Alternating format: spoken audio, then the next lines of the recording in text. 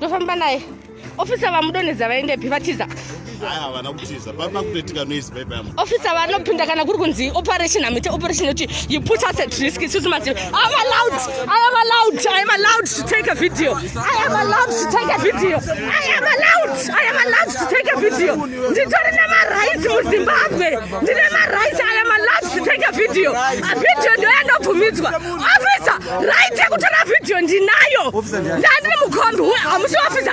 Saka muri kurambira kutora video. Samurambira kutora video. Murambirei. Ani mamchiti muri officer. Mamchiti muri officer kaimimi. Mamchiti muri officer. Mwana uyu. Mwana uyu. Apushka uyu. Mwana akwara Mukombi angandire nini. Munandisa tanzi don't have a right to take a video. Police station yeba. Asi police station yebi. Which police station is this? Yeba Makoni police station. You know that you don't have a right to take a video. Yeah? Angachiti Mupurisa. Akuti don't take a video now. Ongasingathuri Mupurisa. Ongasingathuri Mupurisa wewe. Like a Hellcat.